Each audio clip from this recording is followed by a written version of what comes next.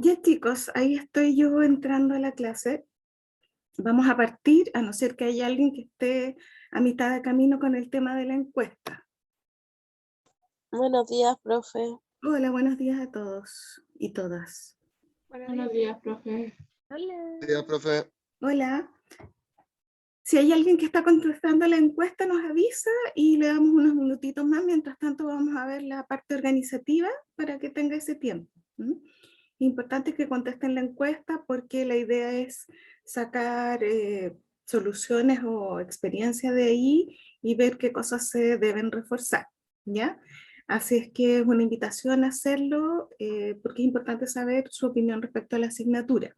No siempre se logran posterior a la encuesta los cambios que los alumnos quisieran, pero sí es importante como insumo porque eso queda registrado y en algún momento se tiene que revisar, ¿ya? Así es que les encargo eso y no solo con esta asignatura, sino con las restantes también.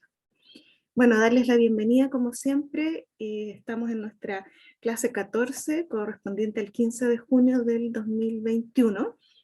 Esperar que estén todos bien, que hayan tenido una buena semana, a pesar de que me imagino que estarán con harta cosa. Informar que esta sesión, como siempre, está siendo grabada. Y bueno, hoy día tenemos una clase bien significativa en el sentido que es nuestra última clase. Por lo tanto, eso es algo que también hay que poder aquilatar. ¿Ya? De aquí en adelante es poco probable que nos veamos, dado que viene la ronda de certámenes y luego exámenes. Así es que hoy día nosotros trabajamos nuestro último contenido y tal como lo hiciéramos la clase anterior, vamos a trabajar la segunda parte, en este caso de la guía, ¿ya? Así que bienvenidos todos. No sé si alguien tiene alguna situación pendiente antes de partir. ¿Alguna necesidad emergente? Ya, nadie de momento. En este minuto estamos con 33 asistentes. Así es que yo creo que estamos en condiciones de tomar la foto de la asistencia. Así es que voy a tomarle a las personas que están en este minuto.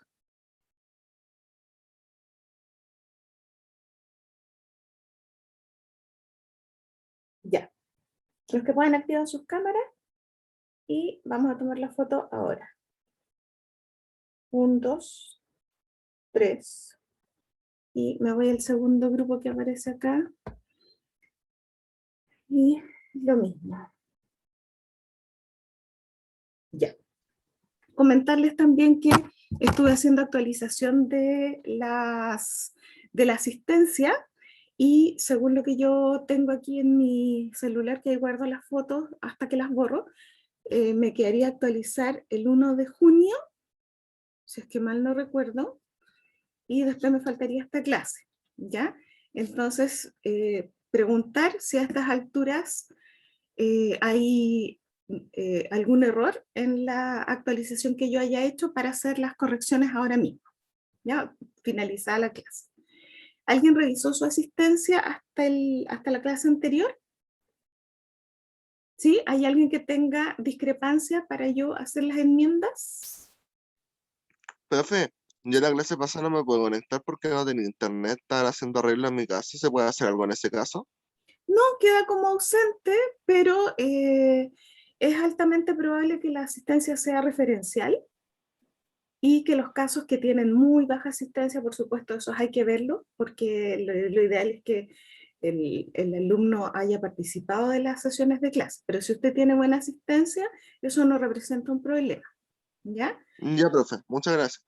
Ya, ok. Así que, chicos, vean, por último lo hacen en la pausa, revisen si hay alguna discrepancia respecto a la asistencia, me la informan y yo hago una última actualización de todos en conjunto, para no estar actualizando el caso puntual y después volver porque tengo que entrar clase a clase. Si tienen además el registro de cuál es la clase en particular que hay que actualizar, mejor. De lo contrario, yo tengo que buscar y buscar y buscar uno por uno y eso lo hace más largo, ¿ya? Entonces, también usted puede decirme, profesora, yo falté a 2 clases y entonces yo hago el recuento y dejo 2 clases inasistidas y el resto las dejo todas asistidas, porque yo voy a partir de la base que usted me está hablando desde la realidad, digamos, de lo que es, ¿ya? Así que tenemos varias alternativas, porque esto ya hay que afinarlo, ¿ya? Así que revisen.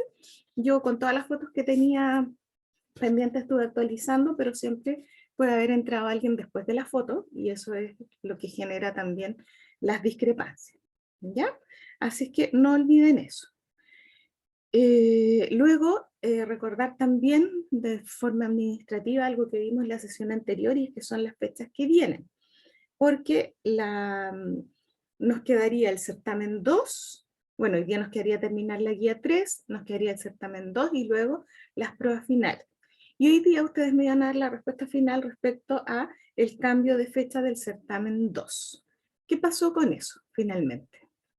Profe, yo le mandé un email hace un par de días informando que todos estábamos de acuerdo. Sí, pero tenían una duda, y esa duda era la disponibilidad horaria, y por eso entonces yo espero contrarrespuesta, porque asumí que más de alguien podía estar con problemas.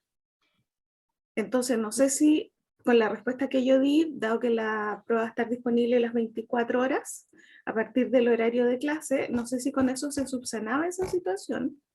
Sí, hablé con la compañera que estaba un poco complicada, pero sabiendo que era 24 horas, dijo que no tenía ningún problema. Ah, perfecto. Entonces se da por cambiada. Ya yo voy a hablarlo con la profesora Erika, que es la coordinadora. Y todos están de acuerdo, entonces. Eso es importante, porque si alguien entra otro día, se va a generar un tremendo problema. Si alguien no se entera, ustedes por favor les pido hagan circular esta información. Si alguien no se entera y entra en otro momento, se va a generar un tremendo problema, porque va a decir, pero ¿cómo si yo entré en el horario correspondiente? Yo nunca me enteré. Yo igual voy a poner un anuncio en el aula virtual, pero yo les sugiero que hagan circular la información, porque si eso llega a pasar, nos metemos en un tremendo problema, ¿ya? Como yo De no hecho, tengo cómo reunir sus firmas en físico en este minuto, solamente puedo partir del hecho de que tuvimos una semana completa para ponernos de acuerdo y la información tiene que haber circulado, ¿ya?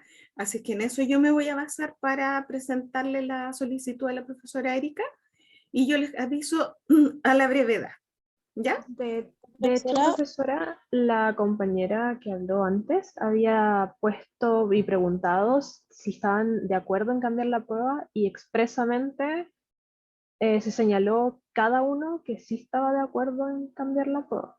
¿Y esa evidencia la tienen? Donde cada uno lo señaló. ¿Sí? ¿Qué es? ¿Es un listado? ¿Qué hicieron correr? No, es una conversación de WhatsApp. Ya, del guárdenla, del curso.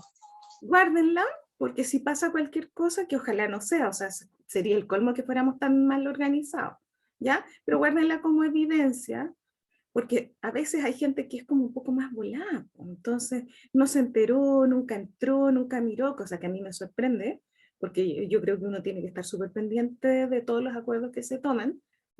Están los videos además donde están todas las conversaciones, entonces ya sería mucho, pero bueno, siempre hay que ponerse en la excepción, y siempre el tema ha sido que si hay una persona que no está de acuerdo, se cae la moción, ¿ya? Por eso que hay que ser súper riguroso en esto. Así que guarden su conversación de WhatsApp, no deberíamos tener problemas, y dado que va a estar 24 horas, se subsanaría, ¿ya?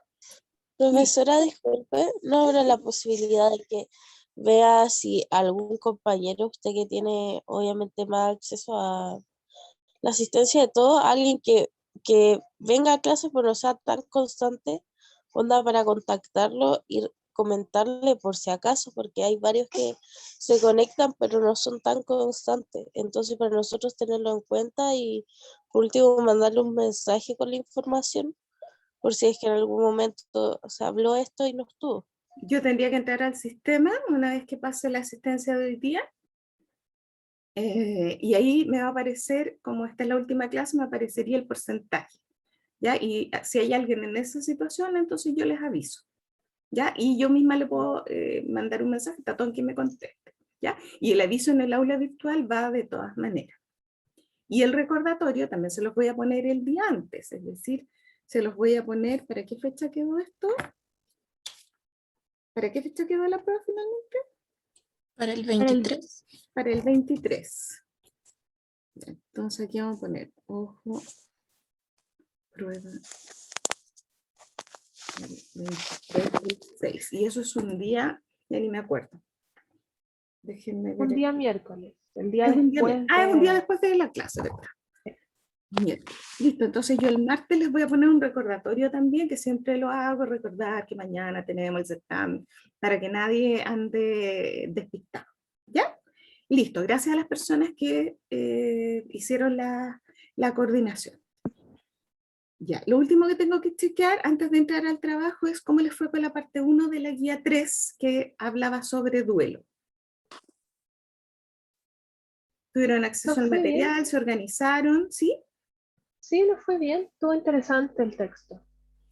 Es un clásico, ¿ya? No es la única idea sobre el duelo, pero es el clásico de los clásicos respecto a las etapas. Tal como decía ahí, algunas personas se enredaron con el tema de la lógica. Yo les digo que siempre a todo hay que mirarle la lógica. Por ejemplo, en la pirámide de Maslow, la lógica es jerárquica, ascendente, progresiva. Y hay un set de necesidades que son las básicas y otras que son las superiores. Esa es la lógica. No es piso por piso la pirámide voy contando tal cosa, porque en el fondo es qué es lo que está dentro de la cabeza del autor. En el caso, por ejemplo, de la lógica psicoanalítica es que básicamente nosotros actuamos guiados por un inconsciente. Hay una serie de impulsos que nos movilizan. Esa es la lógica psicoanalítica. Después entramos a la gran cantidad de conceptos. Respecto a la lógica, en este trabajo era lo que plantean los autores, el orden de las etapas, cuántas son y si son invariables. Porque uno podría pensar que absolutamente todas las personas pasan por esas etapas y a lo mejor no están así. ¿Ya? Entonces, esa es como la lógica, cuántas etapas son, en qué orden van y más o menos si las personas, todas estamos obligadas, por así decirlo teóricamente. Después entramos a conocer cada etapa en particular. ¿Y por qué planteamos el tema del duelo? O por qué por lo menos yo lo inserto aquí, porque justamente estamos en el final de la vida. Por lo tanto, ¿cómo no pensar en la posibilidad de la muerte? Que es algo que vamos a ver que hoy día también que le sucede con frecuencia al adulto mayor. ¿Ya? Entonces la idea era insertar ese tema aquí, dejarlo como una lectura interesante. Ustedes vieron que después está el libro completo, por lo tanto después si quieren conocer sobre duelo infantil u otros planteamientos que hacen los autores, y que además termina siendo casi autobiográfico, porque después de eso, como ustedes habrán visto en el prólogo, en la introducción, la propia autora termina falleciendo, después de haber trabajado intensamente este tema, y le toca a su partner, que es el otro autor que escribe el libro, le toca en el fondo este acompañamiento y de alguna manera el vivenciar lo que ellos están planteando en teoría, así que también tiene un peso súper emotivo para el coautor, que a mí me parece eso súper destacado. Yo creo que el trabajo a la autora le sirvió mucho para prepararse. Yo creo que le permitió una serenidad y una preparación para esta etapa tan dolorosa. Entonces, en ese contexto, sin ser este un ramo de clínica, a mí me gusta insertar ese tema. Y hoy día vamos a hacer lo mismo, pero respecto al adulto funcional, ¿ya? Entonces, esas serían todas las cosas que yo tengo pendientes de chequear. No sé si hay alguien que tenga alguna duda. De lo contrario, pasamos a el último tema. Profe, yo sí tengo una duda, pero no me molestaría que le hiciera al final de la clase porque mi duda es respecto a los textos. Yo sé que los ha dicho hartas veces, pero aún así no me queda muy claro. Entonces por eso le consulto de nuevo. Ya, digámoslo al tiro mejor porque en una de esas después nos tenemos que separar y se nos va a olvidar. ¿Cuál es la duda puntual? Los textos complementarios, me imagino. Claro, los que tendríamos que leer para el certamen, esos. Ya, y Porque los otros los leemos personalmente, pero los que vean van. Yo recuerdo haber dicho que no íbamos a dejar texto de control de lectura, porque iban a estar trabajando en la guía 3. Corríjanme si me equivoco, porque tengo hartos cursos, entonces. Sí, es cierto, eso fue lo que dijo. Sí, creo que fue eso, porque iban a estar trabajando y van a estar entregando la guía. Iban a estar leyendo sobre duelo y sobre adulto funcional, entonces con eso teníamos, ¿ya? Entonces ya que ustedes van a manejar los textos, lo que podríamos hacer es insertar algunas preguntas en modalidad, por ejemplo, selección múltiple, que justamente abordan estos últimos temas que ustedes están leyendo y que los tienen un poquito más frescos. ¿Ya? Eso podríamos hacer. Y nada más. El resto yo, insisto, confío, esto es un trabajo autónomo, donde ustedes tienen la responsabilidad personal de si efectivamente están involucrados con lo que están haciendo, más allá de los tiempos escasos disponibles, ustedes se vayan haciendo una rutina de lectura para ir profundizando en lo que se trabaja en la clase, que no puede ser lo único. ¿Ya? En ese espíritu están los textos complementarios, para que usted, en la medida de sus posibilidades, de sus preferencias personales, vaya pudiendo entrar en esos temas y vaya teniendo ya un piso, que es la materia del curso, teniendo ya los conceptos básicos más o menos claros, pueda acceder a esos textos que ya no le van a sonar tan ajenos, como que fuera a partir de cero. ¿Ya? Esa es la idea. Y como siempre, yo siempre les insisto, formarse una pequeña biblioteca desde ya, porque yo creo que, siempre lo he dicho, todos los textos que llegan a nuestras manos, para mí por lo menos, son un tesoro. Y siempre hay algo que rescatar. Así que, Constanza, esa es la idea. No va a haber texto en particular para esta vez. Lo que sí podríamos hacer es tomar un par de preguntas respecto a los dos textos que ustedes están leyendo, porque los van a tener fresquitos. ¿Ya? Y eso siempre aumenta el puntaje. Ya. Vamos entonces, nuestra clase de hoy va a trabajar los 5 grandes temas del adulto mayor.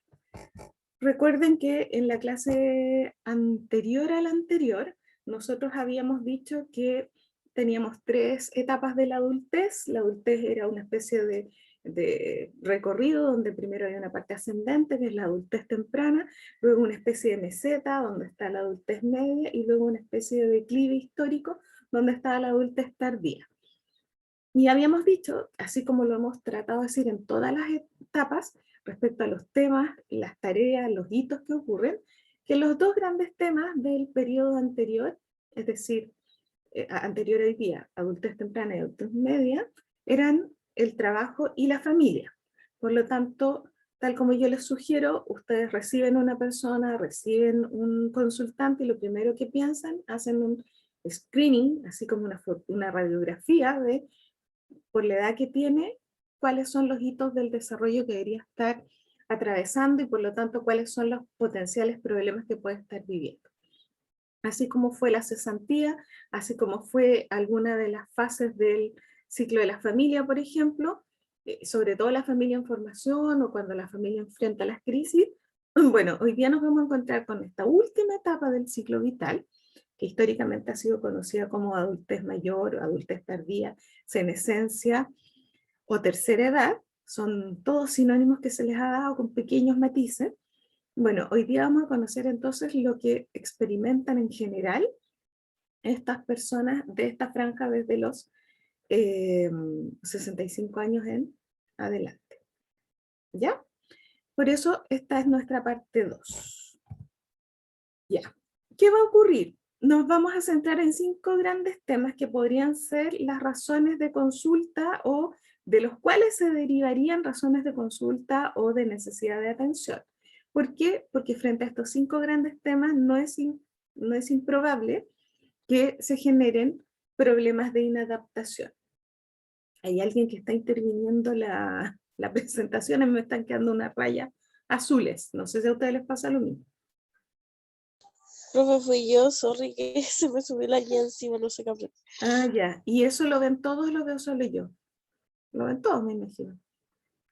Sí, todos. Todos. Ya. Bueno, esas rayas son de la pequeña. Ya, entonces, frente a estos 5 grandes temas, podrían darse perfectamente problemas de adaptación o de inadaptación franca, y eso entonces es lo que nosotros vamos a tratar de pesquisar. Ya tenemos la jubilación, donde vamos a establecer una diferencia, por supuesto, con lo que habíamos hablado sobre la cesantía. Vamos a hablar de un cambio en las relaciones con el entorno, evidentemente el tema de la muerte, y por eso ya sabemos sobre duelo, viudez, que es la condición derivada del fallecimiento de uno de los cónyuges, y un tema central que cruza toda la etapa probablemente, que es la enfermedad. ¿Ya? Entonces, usted recibe un adulto mayor o le toca trabajar con un adulto mayor y alguno de estos temas podría estar generando dificultad, una crisis de transición, o podría estar generando profundos cambios en la vida de este sujeto respecto a sus etapas anteriores. ¿Qué vamos a Profe, decir? disculpe, ¿Sí? cuando usted sacó la foto, habían 33 participantes y ahora hay 36. Sí, en un Como ratito para- más me avisan quiénes se sumaron después de la foto, ¿ya? Para dejarlos presentes. Gracias por el punto. Ya, las personas que están interesadas pues me avisan, porque a mí se me va a olvidar. Ya, vamos con los 5 grandes temas. El primer tema es la jubilación. Y ahí tenemos un monito que en el fondo nos muestra gráficamente en la situación de trabajo, un sujeto entrando con su maletín, relativamente joven, y en la foto de salida, un sujeto ya más entrado en años, con su bastón y con su maletín probablemente hacia la casa. ¿Ya? Eso es algo que va a ocurrir probablemente de manera natural en todos. Ya ustedes se están preparando recién, pero en algún minuto van a jubilar, lo mismo que me va a pasar a mí. ¿Ya? Por lo tanto, en el momento de la jubilación, lo básico es decir que cesa el trabajo remunerado con la repercusión que eso tiene en el sueldo, porque el sueldo de un jubilado no es el mismo que el sueldo de una persona activa. Por lo tanto, ya ahí hay una merma a nivel económico. Sin embargo, no nos vamos a quedar ahí y nos vamos a quedar en la vivencia, que es lo más cercano a nuestra disciplina. Entonces, lo primero que vamos a decir es que cómo se enfrenta esta jubilación va a depender de las circunstancias de cada persona, porque no todos viven de la misma manera, y también de la actitud del sujeto frente a este hito del desarrollo. ¿Ya? Circunstancias que me rodean, no todas las realidades son iguales, y por otro lado, la actitud de la propia persona frente al hecho de jubilar. En ese sentido, entonces, si tuviéramos que sintetizar, hay probablemente 2 posibilidades. O esto se transforma en un buen momento, que es mirado como un momento de satisfacción, porque es el cierre de un tremendo ciclo de trabajo, donde el sujeto ha sido tremendamente productivo, y por lo tanto es el momento de disfrutar, y de ahí el término jubilación, que viene de júbilo, por lo tanto sería la alegría ligada al término de la vida laboral activa, y eso sería lo ideal, que el sujeto lo viva con satisfacción, cierre de ciclo, y tranquilo pueda disfrutar de un merecido descanso. Sin embargo, no todos los sujetos lo viven de la misma manera, y podrían vivirlo como una situación que aminora, socava profundamente su personalidad. ¿Por qué? Porque más allá del tema económico, que es, o por supuesto hay que considerarlo porque el sueldo se reduce, también tiene que ver con una eventual pérdida de prestigio que nos da el rol, que nos da la función, que nos da el cargo. También tiene que ver con cómo se rompen las relaciones con los colegas con los que ha estado compartiendo todos los días, probablemente durante muchos años, el sentimiento de inutilidad frente al grupo y a la sociedad, es decir, la clásica idea de que yo a estas alturas soy inútil, no sirvo. Y ya sabemos lo que dice Erikson respecto a vivenciar de esa manera este último periodo. Por lo tanto, no es solo goce, como está planteado desde el concepto, desde la palabra, sino que también hay tremendas repercusiones en las personas que hacen que en realidad esto sea algo que no quieren enfrentar, pero que tarde o temprano llega. Y en el caso de las mujeres, sobre todo si no han salido a trabajar al mundo laboral propiamente tal, pero han trabajado durante todos estos años en la casa, habíamos dicho algo respecto a esto, que la jubilación es equivalente entonces para la dueña de casa a el dejar de estar centrada en los hijos. Y por lo tanto, puede ser vivido como un abandono después de haber hecho después de haber estado pendiente del cuidado y de la protección de estos hijos y de la familia y de la casa en particular, con un sentimiento de ser desechable o de ser desechada. ¿No? O sea, ya no me necesitan, ya no soy útil, entonces quedo como en segundo plano, después de haber sido tremendamente activa y estar consagrada prácticamente al cuidado del hogar y de los hijos. Por lo tanto, eso sería un equivalente si es que la persona no ha salido a trabajar al mundo laboral. Y esto además sin ninguna remuneración, porque por último en la jubilación algo de sueldo va a llegar, aunque sea bajo. En el caso de la mujer, por lo menos en nuestro país, no existe el concepto de pagar una remuneración por el trabajo del hogar, que según mi criterio debería ser.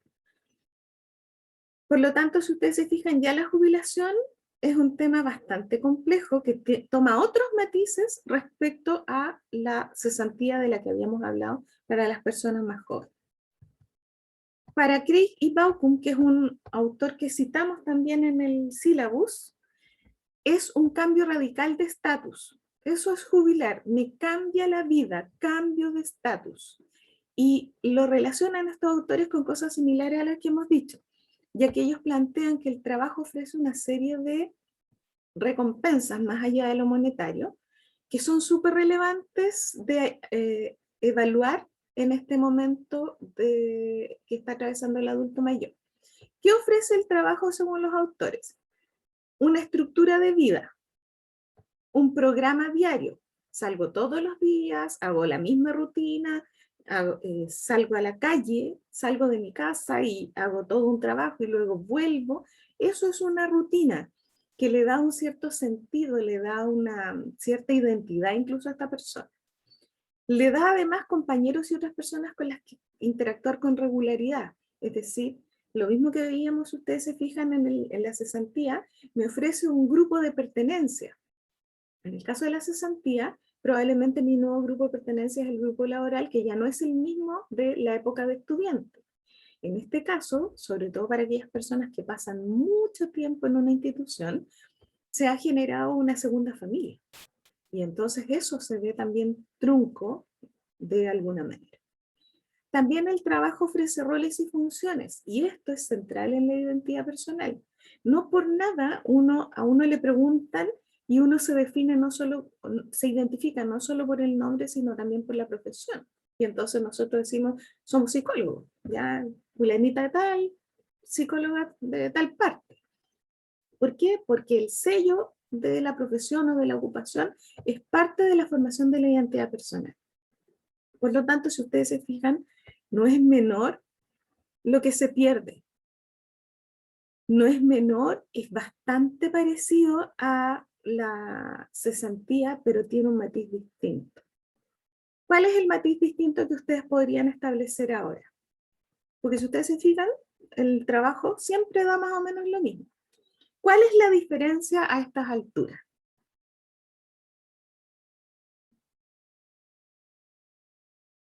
¿Podría repetir la profe? Siendo tan parecida la jubilación a la cesantía, de la que hablamos para el adulto temprano o medio, ¿cuál es la gran diferencia? La jubilación se adquiere un monto de dinero aunque sea menor. ¿Ya? Y seguimos ganando algo de dinero, pero en términos ya no tanto económicos de recursos. ¿Qué posibilidades tiene este sujeto o qué posibilidades no tiene este sujeto comparado con una persona más joven que está en situación de cesantía, que no es jubilación? Tiene la posibilidad de encontrar un nuevo trabajo Bien. y la persona que no es jubilada. Y la persona jubilada se le deja de la opción, o sea, se le quita la opción de poder seguir trabajando y pierde ese núcleo en que tenía formado en el trabajo. ¿Quién está hablando? Jean-Pierre. Jean-Pierre. Súper bien. Ahí está la diferencia. El sujeto más joven puede tener continuidad. El sujeto mayor no tiene continuidad, probablemente hasta aquí llegó. Y si sigue trabajando es a costa de muchas veces su salud. Piensen ustedes que de repente uno ve en la calle abuelitos acomodando autos o abuelitos haciendo funciones de aseo. Yo digo abuelitos porque me enternece y no debiera ser. Yo pienso personalmente, esto es una cuestión mía, yo pienso que esas personas deberían estar en su casa, abrigaditos, ojalá, siendo cuidados, pero no estar trabajando más años en la casa. Y eso no es posible, son situaciones excepcionales, cada vez más frecuentes, pero igual excepcionales. pero el joven tiene la posibilidad de buscar otro trabajo y reponer todo lo que perdió. Tiene la posibilidad de reponer su grupo de pertenencia en el trabajo. Tiene la posibilidad de reponer su esquema de trabajo habitual, su rutina. Tiene la posibilidad de seguir también percibiendo un sueldo, y en el caso del adulto mayor ese sueldo va a ser reducido. Por lo que decíamos, la jubilación rebaja la cantidad de dinero. Entonces, tratan de pensar que temporalmente hablando, la situación de cesantía probablemente es temporal y el hito de la jubilación es más bien definitivo. Entonces, de alguna manera me están diciendo, el mensaje de la sociedad, implícito o explícito, es que hasta aquí llegó mi posibilidad de producir. Entonces, las urgencias que se viven en la cesantía y en la jubilación son distintas. En la cesantía lo más probable es que se requiera retomar rápido, porque hay compromisos adquiridos, probablemente están en una etapa de la vida donde los niños están pequeños o tienen todavía muchos gastos asociados a la crianza de los niños. El adulto mayor probablemente ya no tiene esas urgencias, pero tiene la urgencia del tiempo, el tiempo que se acaba. Entonces, cuando comparamos los dos fenómenos, si ustedes se fijan, son súper parecidos. El trabajo ofrece exactamente lo mismo, y la diferencia está dada en si hay más perspectivas a la vista, si hay horizonte a la vista, y da la impresión que a no ser que sea excepcional y con un alto costo para el sujeto, entonces haya poco horizonte para el adulto mayor. Eso hace entonces que la jubilación se transforme en una de las tareas primarias del envejecimiento. Si hay algo que requiere adaptación a distintos niveles, es la jubilación. Además implica que el sujeto probablemente vuelve por tiempo permanente al hogar, con todo lo que eso implica, con todo el roce que puede traer, porque la casa se acostumbró a funcionar con este sujeto afuera, y ahora esta persona llega sintiéndose incluso a veces un extraño, y chocando probablemente en los modos de operar con las personas que están en la casa, por ejemplo, con la cónyuge, o con la pareja, con la persona que se ha quedado en el hogar, ¿ya? Entonces, la jubilación es prácticamente uno de los hitos más relevantes a asumir. Esa transición, a pasar de la vida activa laboral a la vida pasiva, va a ser más difícil en la medida que se den ciertas condiciones, como por ejemplo, si el retiro es repentino o drástico. Si el sujeto ha tenido su identidad ligada estrechamente a ese rol ocupacional, es decir, me he definido desde el rol. Yo dejé de ser probablemente tal persona y pasé a ser el, no sé, pues el profesor, el científico, pasó a ser el psicólogo, pasó a ser el arquitecto, pasó a ser el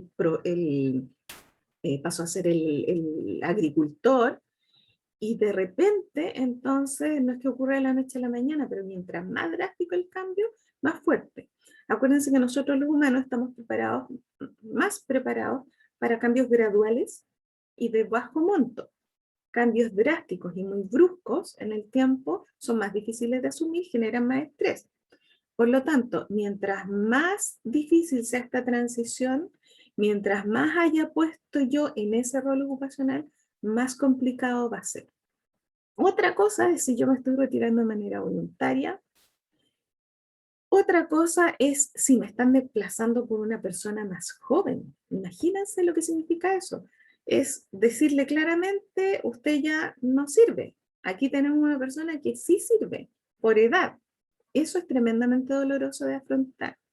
Otra cosa es si esto fue por una reestructuración. Por ejemplo, no queda otra cosa, la empresa va a cambiar o se va a cerrar.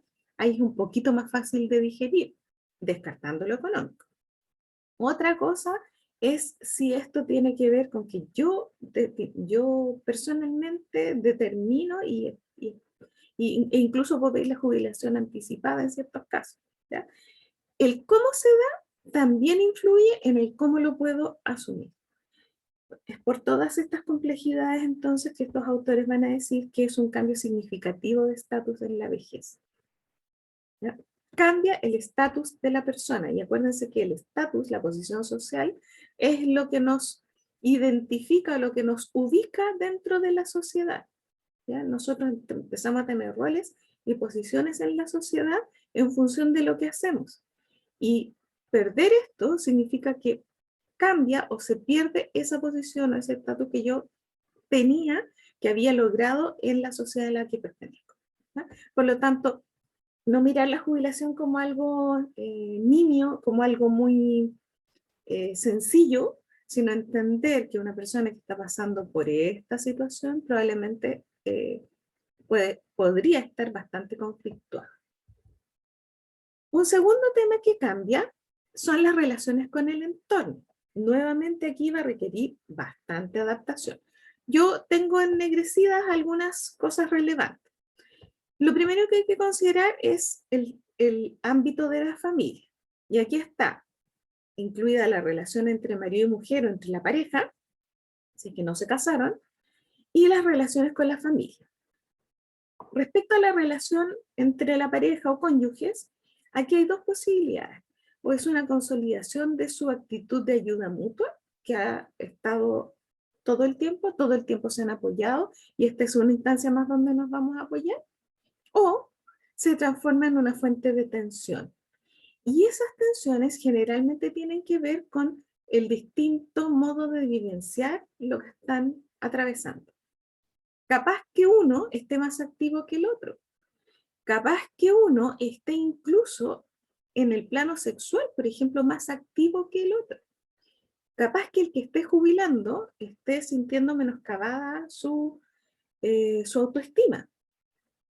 Entonces, todo eso también podría eventualmente generar una fuente de tensión que haga que esta pareja, en un momento en que podría estar tranquila, se vuelva a complicar. Respecto a las relaciones con la familia, en general hay una contradicción, porque por un lado, si le preguntamos a cualquier adulto mayor en general, lo más probable es que desee ser independiente, que quiera el contacto con los otros, pero a una cierta distancia, pero no siempre es posible. Y tenemos entonces adultos mayores de allegados, o al revés, adultos mayores que reciben a la descendencia. ¿Y cuál es el problema? Que tenemos un sujeto que todavía tiene ganas de mantenerse independiente, pero por incomprensión, por error, por falta de tino, muchas veces puede ser que la figura de la gente más joven sean unas figuras de coacción, de inhibición, en el fondo que llegan a mandar a este adulto mayor, que le llegan a imponer y que lo llegan a restringir. Y eso también hay que evaluarlo, porque una cosa es no pasar por la soledad, pero otra cosa es que el costo de no estar solo sea el estar teniendo que someterme a las decisiones y coacciones de otros. Y se producirán entonces a veces muchos abusos en relación a los adultos mayores. Se les quita autoridad, no se les da la posibilidad de hablar, se toman decisiones sin considerarlo, y eso también va generando un menoscabo en el adulto mayor. Por lo tanto, lograr ese equilibrio entre no estar solo, pero tampoco estar coaccionado es relevante. Que no se generen situaciones de abuso.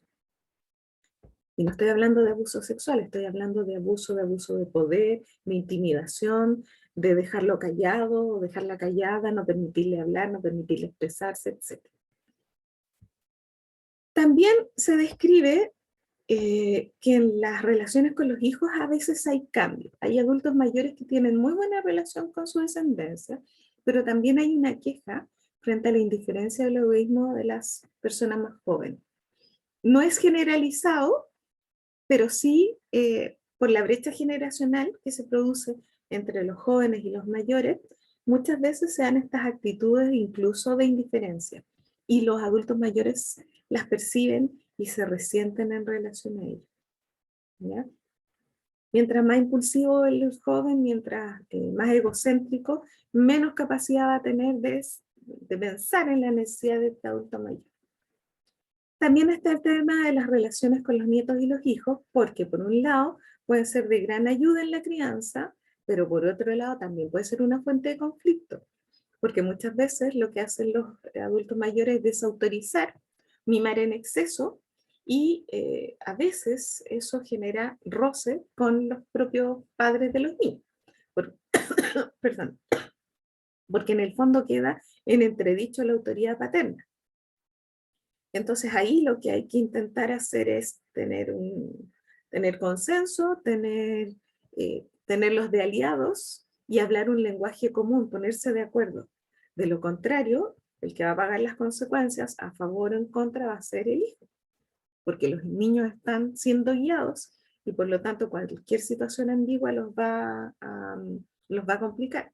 Entonces, las reglas que sigan siendo claras y que no haya contradicciones entre ambas figuras, ojalá. No siempre es posible, sobre todo cuando los adultos mayores se ponen excesivamente regaloneadores o buenos para mimar, pero mientras más se pueda negociar y llegar a consenso, mejor. Y no olvidar el efecto positivo de los niños en la vida del adulto mayor, por lo tanto, ser generosos y llevarle a los niños, porque se ha visto que tienen un efecto tremendamente positivo en el ánimo.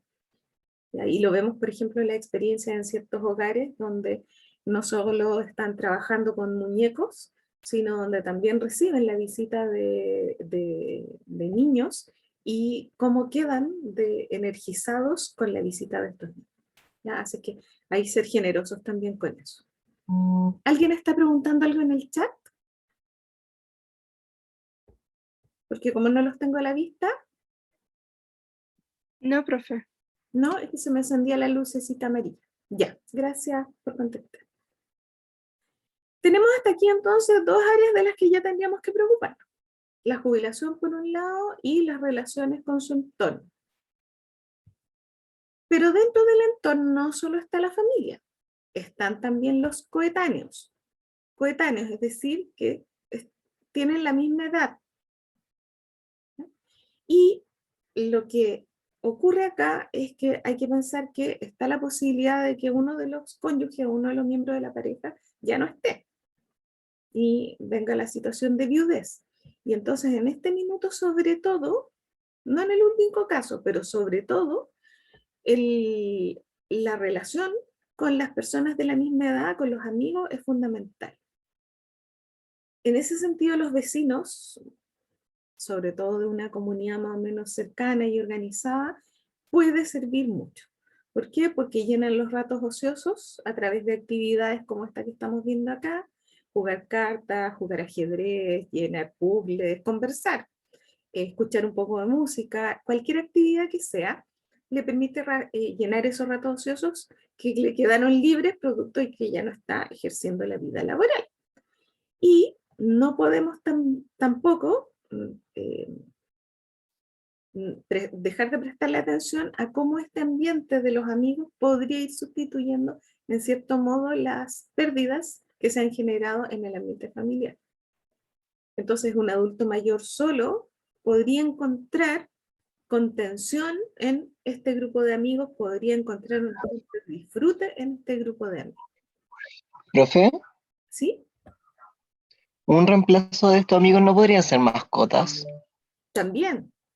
Ahora, el efecto de las mascotas también está archiprobado, ¿ya? Como que ahí, incluso yo estuve viendo un reportaje donde este era en contexto de hospital, sí, pues llevaban un caballo, lo hacían circular, no sé si lo vieron, lo hacen circular por las distintas habitaciones de adultos mayores o personas que están más o menos postradas, y tienen un efecto emocional enorme.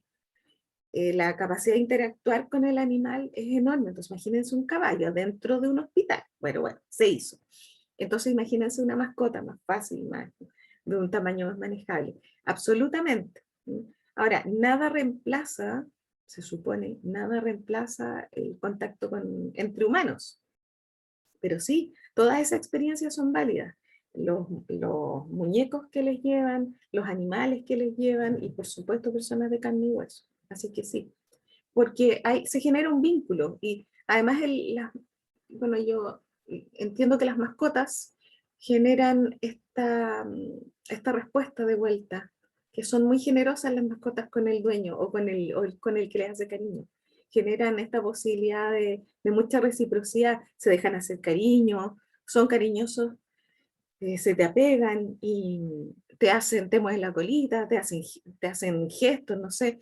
Yo creo que tienen el mismo o parecido efecto, ¿sí? De todas maneras.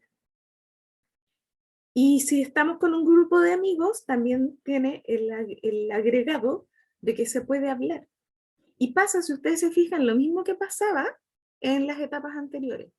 Desde chiquitito hemos estado enfatizando la importancia de que los niños no estén solos, que empiezan a interactuar en grupo en el jardín infantil, que en el colegio también interactúan en grupo, después tuvimos la pandilla, después tuvimos el grupo de amigos, de ahí se fueron desgajando, se generó el amigo íntimo, etc. Entonces siempre la presencia de los otros ha sido crucial para nuestro bienestar. Bueno, acá pasa exactamente lo mismo, sobre todo en ausencia de uno de los cónyuges o de uno de los miembros de la pareja. Y cuando los hijos ya se han ido, en la etapa del nido vacío, con mayor razón, la necesidad de tener un otro, un par, que cumpla la misma función. Si ustedes se fijan, se repite, comprenderse mejor a sí mismo, a hablar de sus cosas, sentirse menos solo. Probablemente ya no está el tema de cuánto me refleja el otro lo que yo valgo, porque ese tema ya se zanjó. Pero sí sentirme valioso, importante para otro, con el que yo establezco una relación, un nexo social de todas maneras. Así que si ustedes se fijan, nuevamente aparece la relevancia de tener a un otro con quien compartir, que esté pasando probablemente las mismas circunstancias mías, y en la medida que está viviendo mis mismas circunstancias, con mayor razón me puede entender y me puede apoyar. Así es que no descuidar eso, porque como lo vimos en las etapas de la familia, suele ocurrir que el adulto se centra tanto en los hijos y en la crianza que descuida el mundo de relaciones sociales. Los que salen a trabajar tienen todos los días este grupo social de pertenencia que es el equipo de trabajo. Pero se termina el trabajo y ¿con quién se van a reunir? Entonces es importante que ojalá establezcan relaciones con vecinos, con los clubes de adulto mayor, con la municipalidad, todos esos programas que están orientados hacia esta potenciación del adulto mayor. Y que no se quede solo en la casa, inmóvil y sin un grupo de apoyo. El tercer tema es necesariamente hay que planteárselo. Por duro que sea, lo dijimos, está en nuestro código genético envejecer y morir. No hay otra posibilidad. Y entonces aquí se hace patente con mayor fuerza que nunca el afrontamiento de la muerte. No significa que no haya personas menores que esta edad que fallezcan. Lo vemos todos los días.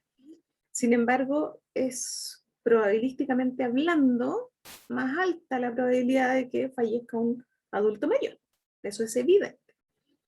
Por lo tanto, hay un aspecto fisiológico que es el cese de las funciones vitales. Nuestro cuerpo muere y simplemente ya biológicamente todo para, ya no hay nada funcionando. Pero también hay elementos psicológicos a considerar, para variar. ¿Por qué? Porque aquí hay una serie de acontecimientos que llenan el tema de la muerte de un significado psicológico, personal. Elementos importantes a considerar. Primero, hay que reconocer que el adulto mayor va a estar pensando probablemente frecuentemente en la muerte. ¿Por qué ocurre esto? No es porque yo sea autoflagelante, sino porque esto está más próximo que nunca. Cuando yo tengo 20 años, deduzco que me quedarán, si la expectativa de vida es 80, pienso que me quedan unos 50, 60 años. Para un adulto mayor de 70, 80 años, los tiempos se han ido acortando. Por lo tanto, es un hecho de la causa que la muerte es próxima. Si hay algo que es tan evidente y es que probablemente en algún tiempo más voy a morir, entonces se aumenta la probabilidad de que se piense en él. Incluso puede esperarla, no en el sentido de desearla, sino prepararse para, desde la convicción de que esto va a llegar. Y esto va a tener mayores o menores niveles de adaptación. Hay personas que sufren por el hecho de la inminencia de la muerte y están 10 años pensando que no quieren morirse y que ojalá esto se extendiera, qué sé yo. Hay personas que se adaptan mejor. La proximidad de la muerte puede traer una variación en los intereses, ¿ya? Por así decirlo, centrarse en cosas más trascendentales, y no es infrecuente que personas que incluso no profesaban ninguna fe se acerquen a las religiones, la religión que sea. Es el tema de la pregunta por la trascendencia. Tampoco es infrecuente, y es como una característica, que siempre vuelvan sobre el pasado, y entonces están siempre revisando imágenes, y en las conversaciones está apareciendo todo el pasado. Ya habíamos dicho que el recuerdo mejor conservado era el recuerdo de lo anterior, y sobre todo con carga emotiva.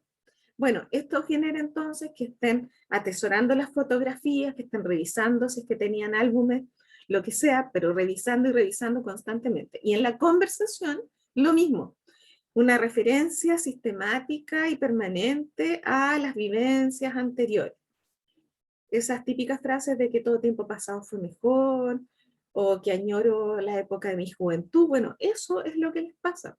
Están atesorando esos recuerdos y por lo tanto vuelven una y otra vez sobre ellos. Se vuelve un poco redundante, para el observador externo quizás desgastante.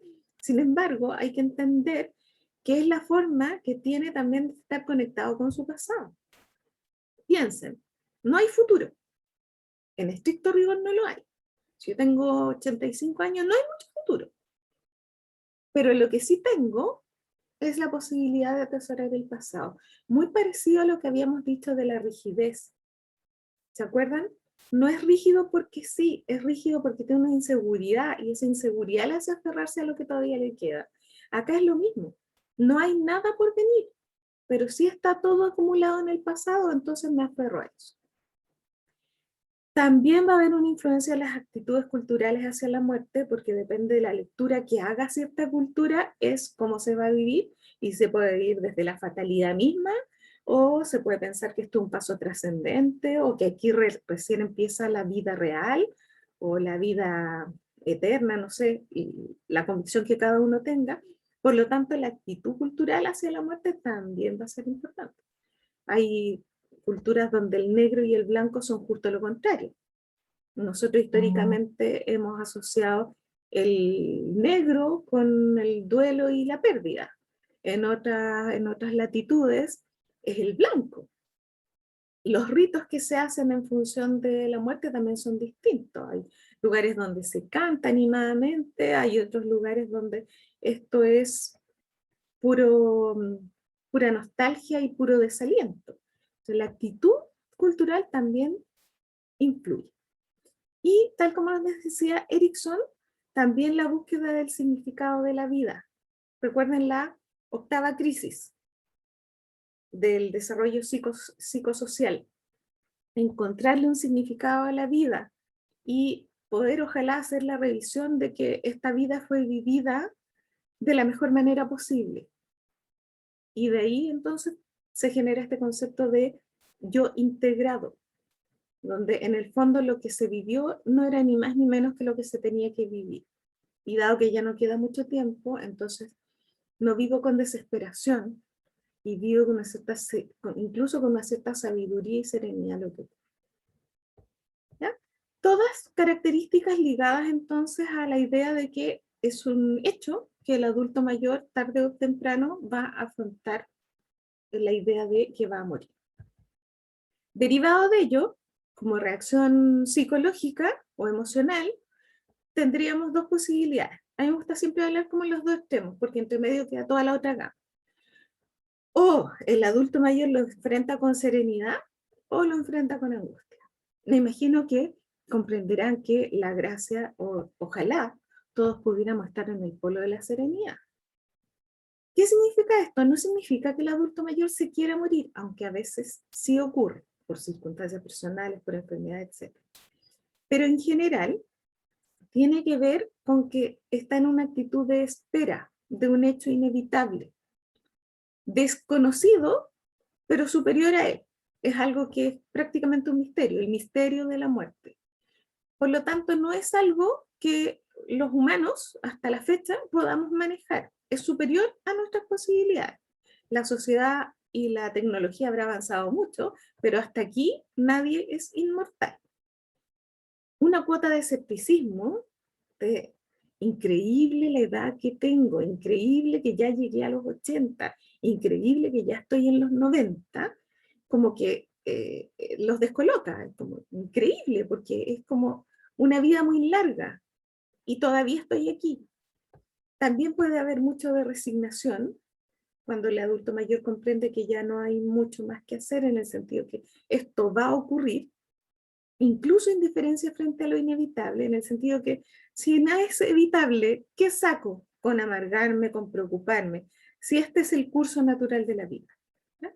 Ojalá los adultos mayores en su mayoría estuvieran en este polo, pero eso no siempre ocurre. Y entonces a veces se vivencia desde la angustia. Y esa vivencia de la angustia puede llegar a una actitud extrema de aferrarse a la vida y por lo tanto probaré todos los tratamientos, todas las tecnologías médicas disponibles porque yo no me quiero morir. O si el cónyuge o la pareja ha partido, también puede darse el deseo de reunirse con el ser amado. Pensemos en una pareja, por ejemplo, que convivió muchos años, que generó todo en torno a estas dos personas.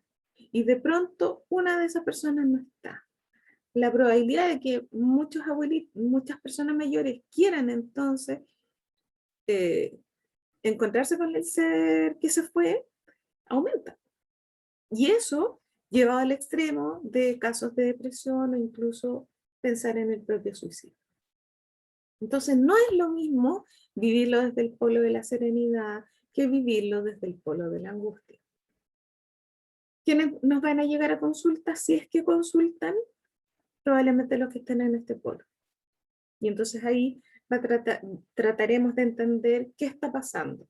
Se está aferrando, se está deprimiendo, no puede tolerar la ausencia del otro, no encuentra una resignificación de la vida, está entrando en desesperación en vez de estar en serenidad, y entonces tratar de apoyar desde ahí. Y nosotros ya tenemos elementos teóricos que nos hablan de eso, esa es la gracia. Tenemos elementos teóricos, sabemos sobre duelo, sabemos sobre la octava crisis de Erikson, sabemos lo que significa entender el curso de la vida con sus 3 factores asociados, lo biológico, lo psicológico, lo social. Entonces tenemos recursos como para poder intervenir con personas de esta edad. ¿Se entiende más o menos lo que se dice? ¿Sí? Interrúmpanme nomás. Sí, profe. ¿Sí? Ya, interrúmpanme nomás. Sí, Si alguien... profe, se entiende. Ya, gracias. Si alguien de los dos se muere, nos encontramos con el siguiente tema. Y el siguiente tema es la viudez y el duelo que ustedes leyeron.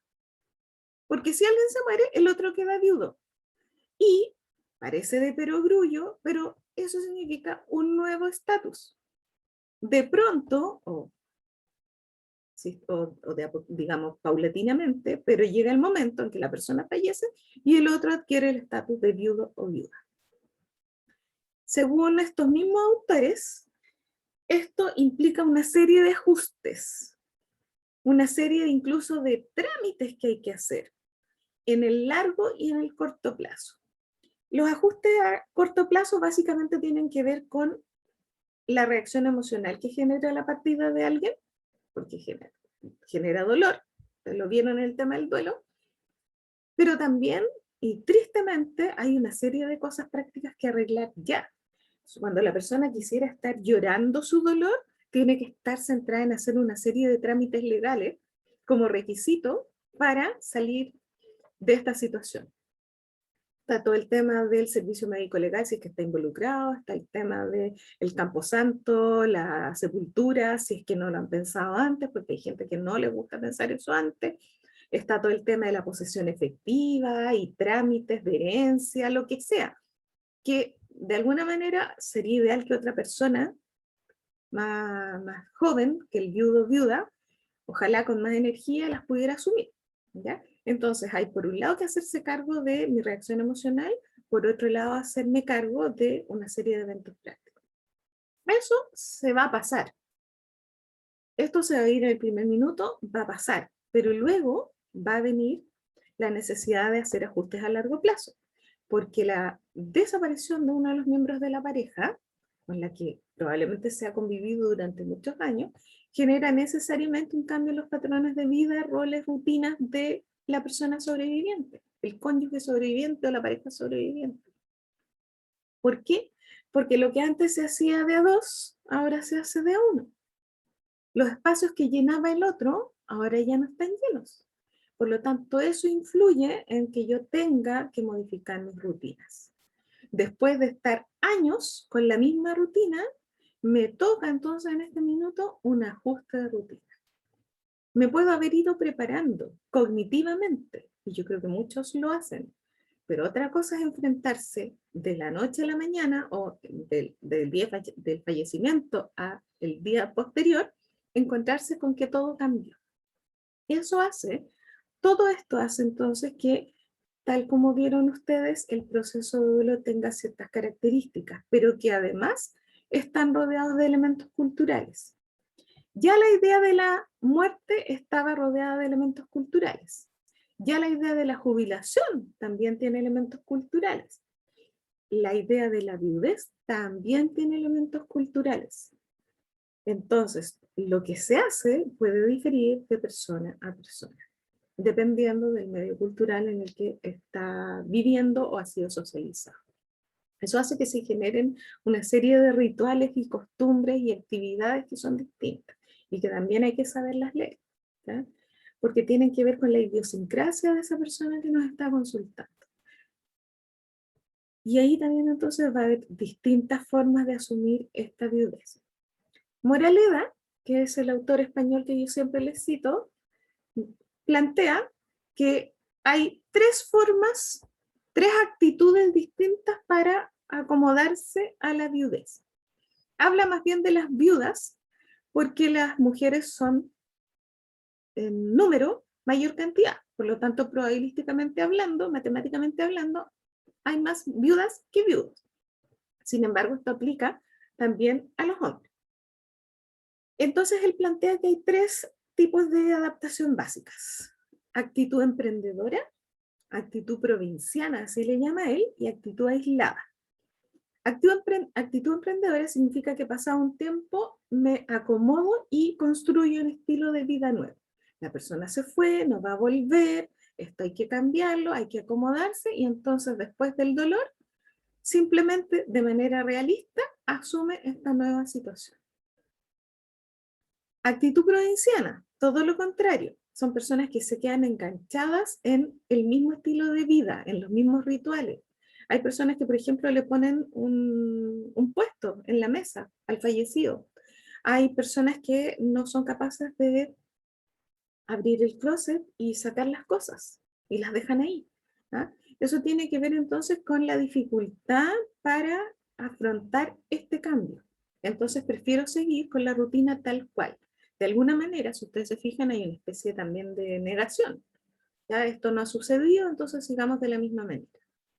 Y lo otro que puede ocurrir es adquirir una actitud aislada donde yo me retraigo del contacto social, que es una de las peores cosas que puede ocurrir, porque ya sabemos que los coetáneos, el grupo de pares, son esenciales para nuestro bienestar. ¿Podría entonces una persona adoptar cualquiera de estos estilos? Ojalá la persona pueda, sin dar indicaciones, pero ojalá la persona pueda reconstruir. No necesariamente una pareja, porque eso sería difícil con personas muy mayores, pero sí que pueda integrar un nuevo modo de vida donde pueda ir paulatina y progresivamente acomodándose a esta situación y que no se transforme en un trastorno de la adaptación. Y finalmente, el último tema es la enfermedad. Entonces tenemos jubilación, muerte, viudez, enfermedad, y nos falta una. Jubilación, muerte, enfermedad, viudez y relaciones con el entorno. Ya. Entonces, el último tema es la enfermedad, que es Si las personas ya están en edad avanzada, es consustancial también a su condición biológica. Por lo tanto, junto con la jubilación y la viudez, la enfermedad y la afectación física es también un elemento al que hay que ajustarse. Y es quizá de los más complejos, no solo por el dolor físico que representa, sino por las limitaciones que trae. Sin embargo, hay distintas formas de afrontarlo y eso también es relevante. ¿Cuál es la lectura que vamos a hacer respecto a este tema? Hay que entender que hubo un proceso de formación de la propia identidad. Ese proceso de formación se fue desarrollando desde siempre, pero particularmente fue muy fuerte en la adolescencia. Recuerden que la gran tarea de la adolescencia es la definición de la propia identidad. Esa identidad, también lo dijimos hace un tiempo, ha estado sustentada en una serie de elementos. Tengo por un lado una mirada desde lo social respecto a mí, tengo una mirada respecto a lo cognitivo, de lo cognitivo respecto a mí, es decir, yo me conozco en distintos planos. Y uno de esos planos es el plano físico. Por lo tanto, la imagen física que yo tengo de mí mismo ha sido un pilar de mi identidad. ¿Y qué pasa ahora? Vienen las enfermedades crónicas, las enfermedades graves, y esa enfermedad, siendo física, amenaza mi autoconcepto, amenaza mi sentido de identidad. Esto que yo construí y que tiene que ver con cómo yo me defino, cómo yo me veo y cómo me evalúo en los distintos planos, ahora, en uno de ellos empieza a cojear. Por lo tanto, la enfermedad amenaza los aspectos físicos, psicológicos y sociales del autoconcepto. Y eso también se puede transformar en un problema de adaptación. Dicho en sencillo, yo que siempre pude caminar solo, yo que siempre pude, por ejemplo, manejar, yo que siempre tuve autonomía para subir y bajar escaleras, ahora tengo que pasar a mirarme a mí mismo como una persona que ya no tiene esas capacidades. Y eso genera un cambio en mi identidad, un reajuste en mi identidad. Y esto genera mucho dolor en el adulto mayor. A veces lo toman bien, pero en general al comienzo sobre todo hay una resistencia. Por ejemplo, yo me acuerdo de un adulto mayor que no quería usar la silla de ruedas por lo que iban a decir los vecinos. Acostumbrado a tener un rol bien protagónico y no podía tolerar el hecho de que la gente lo mirara, por ejemplo, con lástima. ¿Ya? Teniendo súper buenos recursos, se podría comprar una silla de ruedas con motor y todo, nada, era negado a que lo vieran, entonces prefería estar recluido prácticamente en su casa y en vez de pasar ese bochorno que representaba el mostrarse con esta deficiencia física, aparte que había sido deportista, entonces prefería eso a estarse exponiendo a las miradas de la gente. ¿Por qué? Porque se vio afectada su identidad. ¿En qué? En uno de los aspectos que más fortaleza le generaban históricamente, que era el desarrollo físico. En síntesis, si ustedes se fijan, la transición a la vejez, este cambio de estatus, es distinta a las anteriores. ¿Qué dicen estos autores? La transición a todos estos acontecimientos, jubilación, viudez, enfermedad, deterioro de la salud, no solamente pueden interferir en elementos puntuales, sino que incluso pueden disminuir la idea que yo tengo de mí mismo y las posibilidades que tengo de ejercer poder, responsabilidad personal en el sentido de ser autovalente, autónomo. Y por lo tanto, el cómo se vivencia es tremendamente relevante. Las circunstancias van a ser relevantes, pero también el significado que se les dé. Si yo esto lo asocio con algo doloroso, que no debiera ocurrir, y yo lucho contra esto, voy a estar en una situación distinta si pienso que esto es lo que viene con el tiempo, que no queda más que asumirlo realísticamente, y que también le puedo sacar el provecho a esta etapa. Por lo tanto, la forma de afrontarlo, los estilos de afrontamiento también van a ser determinantes. Tendremos adultos mayores que lo asumen muy bien, tendremos adultos mayores que lo asumen mal y se empiezan a entristecer. ¿Qué hacer entonces? Y aquí nos pasamos al último tema. Está, hace unos años, la idea de que ojalá tengamos un envejecimiento exitoso. Y que a pesar de todo el declive, toda la declinación, toda la pérdida de ciertas funciones o el deterioro de ciertas funciones, esto se pueda vivir de la mejor manera. Baltes y Baltes ya lo habían planteado y la idea entonces es que se podría mirar la adultez mayor, la adultez tardía o la senescencia, que son sinónimos, se podría ver de manera exitosa, en el sentido que vejez y éxito no son contradictorios, ¿ya? Que es una idea súper potente. Vejez y éxito, cuando podríamos pensar que qué posibilidad de éxito tiene un viejo, ¿ya? No es así, esto es lo que plantean ellos. No es contradictorio. También la persona mayor tiene la posibilidad de seguir activo. Lo que pasa es que hay que tener en cuenta las nuevas exigencias de la edad, pero tiene la gran gracia de que el adulto mayor durante todos estos años ha generado una serie de reservas y recursos, no solo materiales, sino personales, que en esta ocasión, en este momento, le pueden ser tremendamente útiles y que por lo tanto pueden ser movilizados. Se puede disponer de ellos. Si bien hay una cuota de deterioro físico, hay una serie de recursos personales que yo podría poner en marcha. Ciertas habilidades que yo adquirí en la vida, ciertos hábitos, ciertas capacidades que tengo que van incluso más allá de lo físico. La idea entonces es hacer eso, solo que teniendo en cuenta las limitaciones propias de la edad y de la condición particular de cada uno. Esta misma idea la encontramos en un estudio chileno de Villagrán y Morrison del 2014, donde nos plantean que ¿a qué le llamamos envejecimiento exitoso? Es la idea distinta a la habitual que siempre pensó en la adultez tardía como un momento de pérdida y deterioro inevitable. Esa era la idea que se tenía. De hecho, si ustedes se acuerdan, la curva era ascendente, plana y descendente. Esa es la visión histórica. Adulto mayor, pérdida. Adulto mayor, deterioro. Nada que hacer. Eso es por una mirada biologicista según los autores.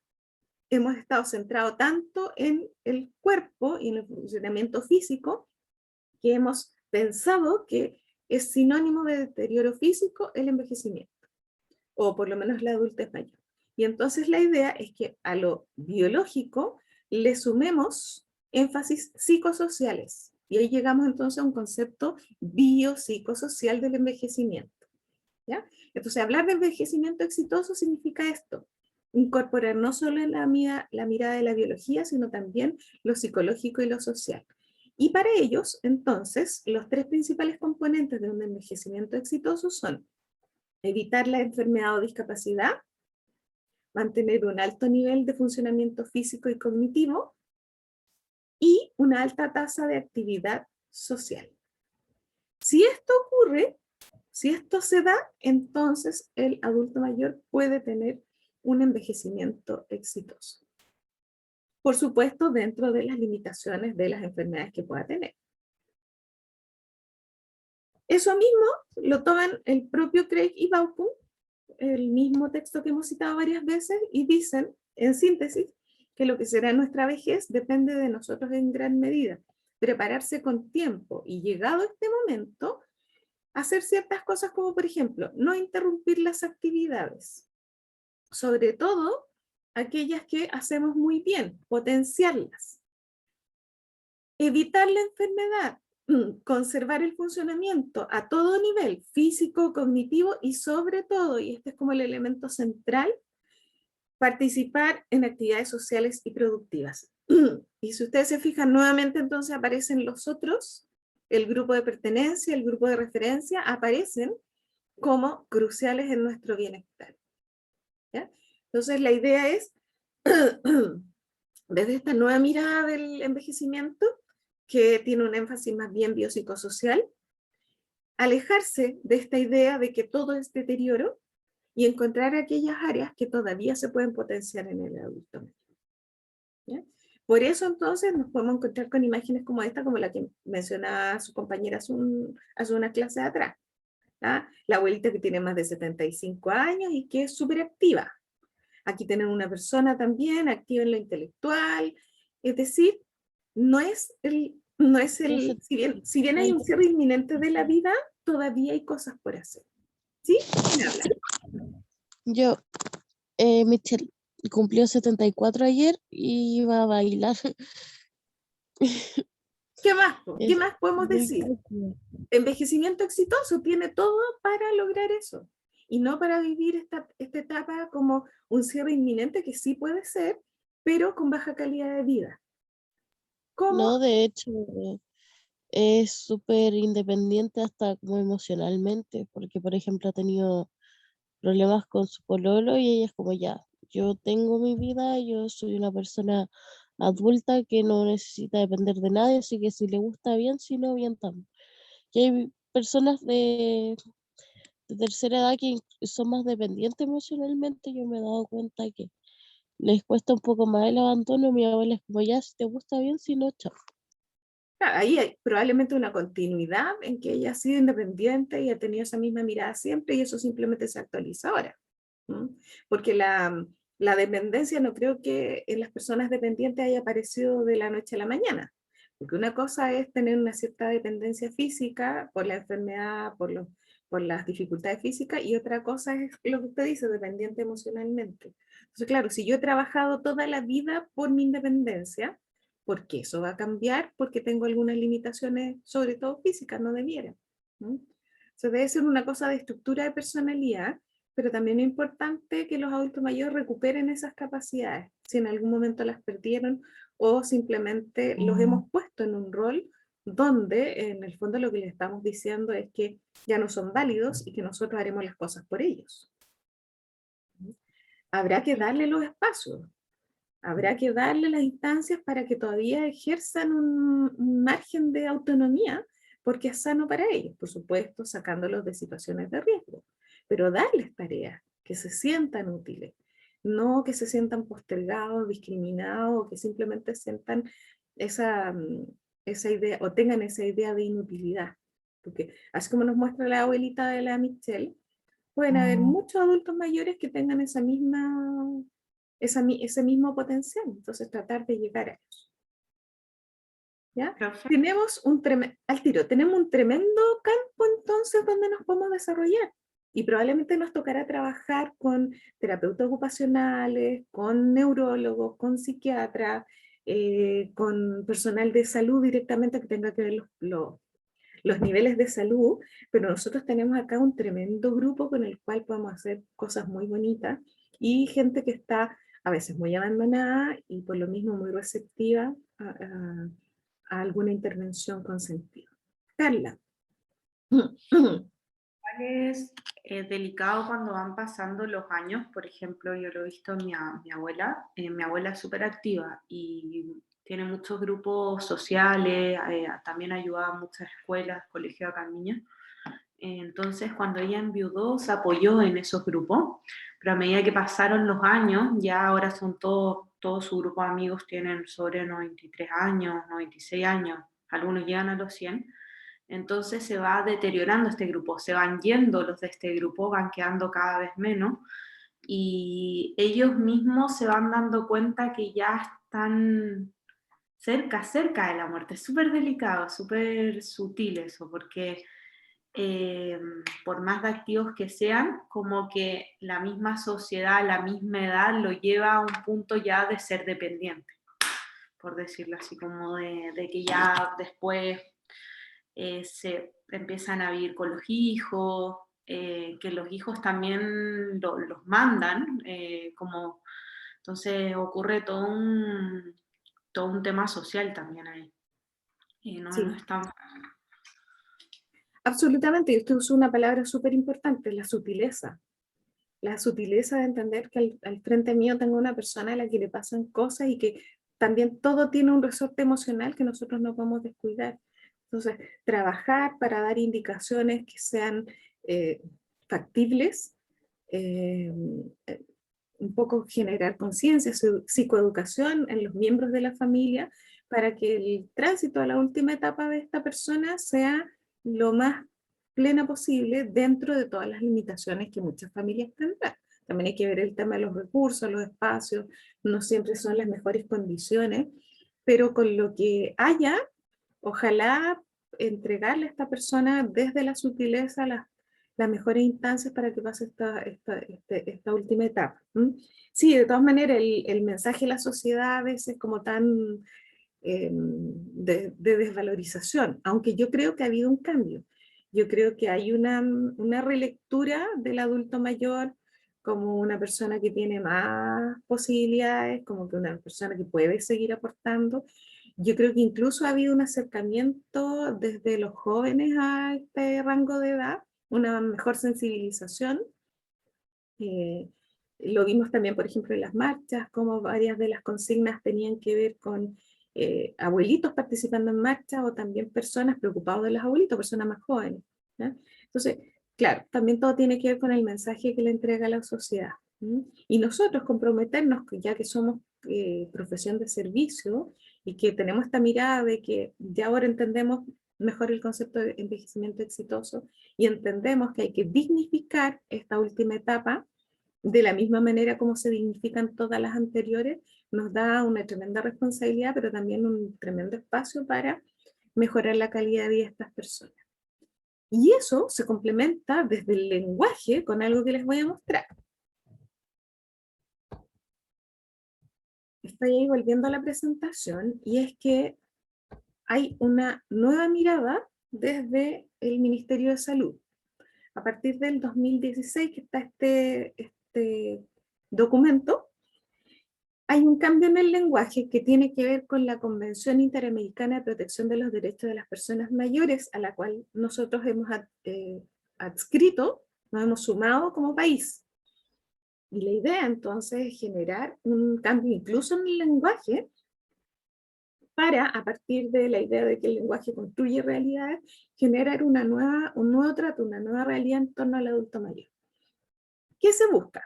Se busca proporcionar expresiones adecuadas para referirse a las personas mayores, disminuir el estigma asociado a la vejez y envejecimiento, dar a conocer que las personas mayores aumentan sus niveles de bienestar subjetivo en la última etapa de sus vidas, es decir, pueden aumentar, desincentivar los adjetivos relacionados con el sufrimiento y padecimiento de quienes viven con enfermedades como la demencia y se encuentran en cuidados paliativos, es decir, dar esperanza, si ustedes se fijan, dignificar esta última etapa y potenciarla dentro de sus limitaciones.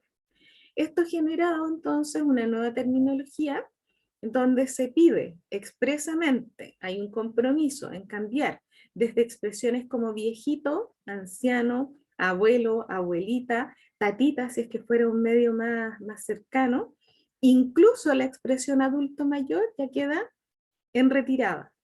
Y a partir entonces de esta convención se decide ya no hablar más en esos términos y pasamos a hablar de la persona mayor.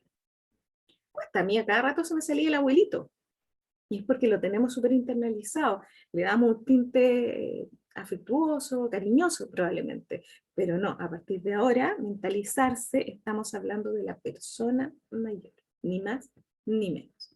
¿Ya? Esto a partir entonces de la firma de esta convención, y la idea es que esto se socialice, y que a través ya, no solo de las acciones, sino del lenguaje mismo, entonces generar una idea distinta de esta etapa del ciclo vital.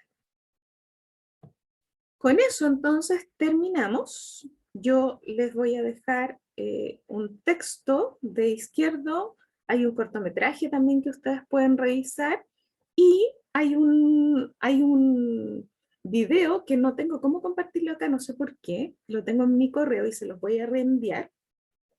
Y el video se llama ¿Qué es ser viejo? ¿Ya? Entonces, me encantaría compartirlo en este minuto, es cortito, pero no tengo cómo, no sé por qué. Entonces se los voy a reenviar a sus correos para que lo vean. ¿Ya? Y con eso estamos entonces en condiciones de hacer los comentarios finales para pasar a la segunda parte de la guía.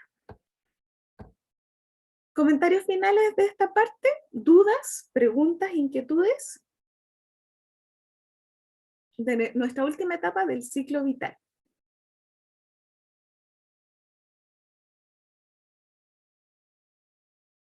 Profe, una consulta. Sí. ¿Qué pasaría si es que, no sé, el adulto mayor, bueno, en alguna de sus etapas de adultez, ya llegando a ser adulto mayor, sufrió un accidente, no sé, por X motivo, no sé, que perdió un pie o quedó inválido, cosas que él estaba acostumbrado a hacer y ya no puede hacer? Ujú. No porque, no por el deterioro del tiempo, sino por factores externos. Que puede ser, no sé, un accidente o que, no sé, le tenga que cortar el pie por alguna enfermedad. Sería, eh, ¿cómo podríamos ayudar a esa persona? O sea, para que no, no esté tan deprimido, porque al final va a perder todo lo que, en sentido, todo lo que él quería y todos los vínculos. O sea, primero, como está cerca de la jubilación, y más que seguro que al perder un pie o perder ambos, o perder la movilidad de las piernas, lo jubilen, entonces va a perder el círculo abruptamente y además que se va a sentir poco útil. Ujú. Entonces, ¿cómo podríamos ayudar a esa persona? Bueno, usted toca un punto que es súper relevante, que es el carácter propio de los accidentes. No hay nada más intempestivo que un accidente, ¿ya? Porque justamente son eventos que ocurren generalmente de manera brusca. Y ya hemos dicho que nosotros estamos humanamente más preparados para eventos menos bruscos y más paulatinos. Y esto ocurre de un minuto a otro, generalmente indeseable, y entonces, ¿cómo acomodarse? Y tal cual como lo dice usted, pues Jean-Pierre, o sea, no solo hacer la lectura desde lo físico, no solo va a perder un miembro, no solo va a perder a lo mejor los dos miembros, sino todo lo que va a perder en términos de sus posibilidades de adaptación al medio. Y entonces nuestra atención, si bien al comienzo se va a centrar probablemente en lo biológico, necesariamente tiene que ir a una atención integral donde se consideren los tres aspectos: biológico, psicológico y social. De manera que, una vez superado también el duelo, porque esto también va a generar un duelo, incluso hay descritos fenómenos psicológicos como el miembro fantasma, por ejemplo, que solo trabajan mucho en las instituciones de salud. Sentir que, a pesar de que no está, por ejemplo, la pierna, sentir que está, ¿eh? Por las terminaciones nerviosas que quedaron ahí interrumpidas.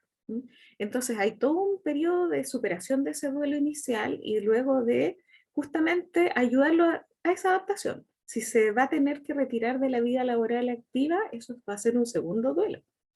Y ya sabemos que retirarse de la vida laboral activa no solo se pierde el trabajo y la remuneración, que ya es harto, sino que además se pierde todo este esquema de vida, toda esta rutina, este grupo de personas que pasan a ser una segunda familia prácticamente. Entonces, una atención enfocada justamente a eso, a entender que aquí no solo se perdió un elemento físico, sino que el resorte psicológico que tiene esa pérdida es algo que hay que cuidar. Y ahí también entran otros colegas, como por ejemplo un terapeuta ocupacional, que se encargará de ayudarnos a que, supongamos que trabajamos en equipo interdisciplinario, que un colega terapeuta ocupacional nos ayude a mantener ocupado a ese sujeto. De la misma manera que personas más jóvenes, por ejemplo en circunstancias de discapacidad, los mismos pacientes de la Teletón, por ejemplo, nos muestran que es factible, aunque con más dificultad, es factible entonces seguir una vida bastante productiva. Y habrá gente que, ustedes lo habrán visto, con los dedos de los pies aprende a pintar, con la boca aprende a escribir, o sea, son situaciones extremas. Entonces, con mayor razón aquí hay una posibilidad de encontrarle todavía un rol funcional a la persona. Entonces, yo creo que todo pasa por una evaluación integral, que considere todos los aspectos. Cómo se va a movilizar la familia, con qué recursos, no solo económicos, sino también personales se cuenta, y ampliar la red de este adulto mayor para que no pase lo que usted advierte. que se va a ir encerrando, y eso es lo peor que le puede pasar. Aquí la Mariela pregunta, la Mariela pregunta, profe, ¿y cómo podríamos tratar a los adultos mayores con enfermedades como demencia y Alzheimer? Claro, ahí está el punto. Bueno, hay estrategias nuevas, acuérdense que se está hablando de la música, se está hablando del baile, yo tengo también puesta mi esperanza en un fármaco que están desarrollando en el extranjero, incluso acá hay un estudio chileno que está desarrollando un fármaco. Yo tengo centradas mis esperanzas ahí porque como es un cuadro crónico y progresivo e irreversible hasta aquí, el deterioro que genera es enorme. Entonces, aquí, ¿qué es lo que se requiere? Un enfrentamiento con todo el grupo familiar, porque también es súper duro para las familias, si es que el adulto mayor va a seguir viviendo en el hogar, en la casa, digamos, también es súper duro para la familia tener que acomodarse a esto que le pasa al adulto con Alzheimer. La repetición, el deterioro progresivo no solamente de la memoria, sino también muchas veces desde lo físico. Y entonces la familia también requiere estar preparada. El cuidador del adulto mayor con Alzheimer requiere estar contenido, porque es de tremendo desgaste. Entonces, justamente, ¿cuál es la idea? Atención, ojalá interdisciplinar. Y no solo desde lo físico, siempre nosotros como psicólogos, incorporar la mirada desde lo emocional y desde las posibilidades de ajuste a esta situación para que justamente lo que más vamos a intentar evitar es que este adulto se nos deprima y se quede en soledad. ¿Ya? Hay más información cada vez sobre Alzheimer, pero todavía hay una cuota muy alta primero está aumentando la enfermedad, parece, y segundo, todavía no se ha encontrado la cura, si es que la va a haber. Entonces son medidas paliativas de intervención a la familia, de entender también el terremoto que se le genera a la familia y de encontrar espacios de autocuidado también para los que comparten con este adulto mayor y para la cuidadora sobre todo o cuidador. Michelle. Nada, profe, era para comentarle lo que había mandado la compañera en el chat, por si no lo había visto. ¿La Chalom? La Mariela, creo que era. Ah, porque yo Lo vi que el había mensaje de la Chalom, o Chalom, que no podía entrar y ahora entró. Ah, no, era sobre lo de la demencia y el Alzheimer, por si no ya. lo había leído. Perfecto. Sí, ahí está. Listo, ahí vamos. Bueno, son muchas reflexiones que nos quedan, más de alguno de ustedes les puede tocar en quinto hacer la práctica en un hogar en una residencia de adulto mayor o de persona mayor en este caso, a más de alguno le puede tocar alguna institución ligada al tema de la persona mayor, así que ahí se van a contactar con lo que es el trabajo interdisciplinario, ojalá, y con el cómo se hace para mantener la funcionalidad y la ocupación en este adulto mayor y encontrar todavía un sentido de la vida a pesar de todo lo que han mencionado. Accidente, enfermedad, deterioro, ¿sí? O sea, quería así como comentarle que, por ejemplo, a mí me tocó hacer mi práctica en una residencia de adultos mayores y igual es súper fuerte e impactante ver a todos los adultos mayores así tan deteriorados, así como quizás no un cuidado ideal para ellos. Y yo creo que igual hay que tener la capacidad emocional y ser fuerte, porque igual yo en ese momento entré y me puse a llorar así al tiro, porque no sé, era muy fuerte verlo así y que tú le estuvieras conversando y que después te cambiaran el tema así como de la nada y diciendo, ¿y quién eres tú? Así, y uno como que, ¿qué onda? Y eso, por eso le preguntaba así como tratarlo en ese sentido con demencia o Alzheimer, porque yo en ese entonces sabía, quizás por eso me afectó más, creo yo. Mariela, ¿y de qué era su práctica?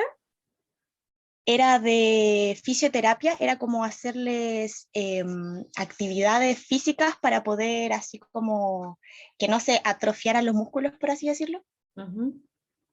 Igual, bueno, nos costaba mucho, pero por lo menos el instante que íbamos, hoy eran súper felices. Por lo menos lo sacábamos de su rutina. Sí. Mire, bueno, primero aprovechar la formación. Ustedes tienen ramos de neuro que son a veces complejos, pero ahí está la explicación biológica. tienen este ramo para entender más allá de la enfermedad en concreto cuál es el curso vital que está siguiendo esta persona. Y lo que dice Mariela es fundamental, fortaleza, pero también hay que ser súper, yo creo que uno tiene que ser bueno consigo mismo también. Esas debilidades aparentes también. Si a mí me pasan cosas como persona, no soy una roca. A mí como psicólogo, a ustedes como psicólogos les va a pasar que se van a impactar. El punto es que ustedes generen la suficiente fortaleza y se formen mucho, que aprendan muchas estrategias para poder ayudar.